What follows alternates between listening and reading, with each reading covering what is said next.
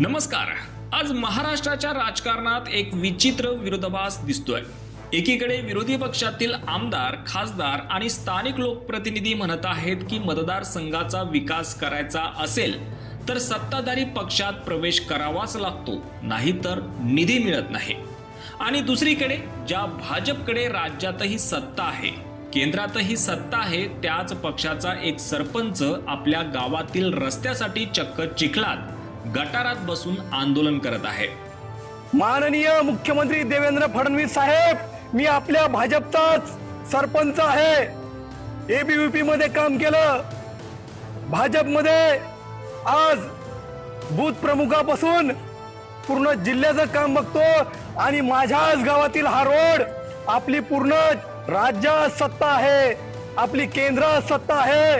2 वर्ष झाले हा रोड खांदून ठेवला। आता सामान्य माणसाच्या मनात प्रश्न पडणार नाही का?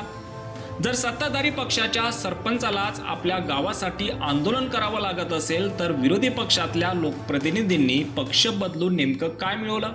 कारण गेल्या काही महिन्यात आपण एकच कारण वारंवार ऐकलंय, निधी मिळत नाही म्हणून आम्ही पक्ष बदलला।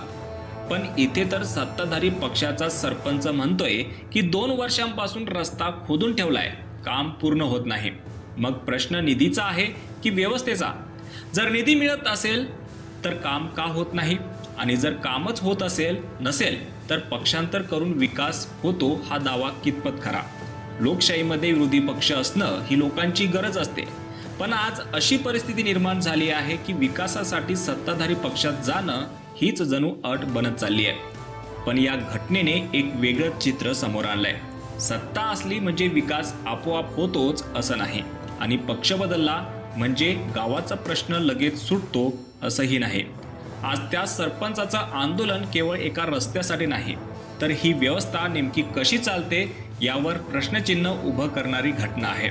शेवटी प्रश्न फक्त एवढाच, जर सत्ताधारी पक्षातील लोकप्रतिनिधीलाही स्वतःच्या गावासाठी चिखलात बसून आंदोलन करावं लागत असेल तर मग विरोधी पक्षातील लोकप्रतिनिधींनी पक्ष बदलण्याचं कारण म्हणून सांगितलेला निधी हा मुद्दा कितपत योग्य ठरतो? तुम्हाला काय वाटतं? खरंच विकासासाठी पक्ष बदलणं आवश्यक आहे का, की समस्या व्यवस्थेच्या अंमलबजावणीत आहे? तुमचं मत कमेंटमध्ये नक्की सांगा। धन्यवाद।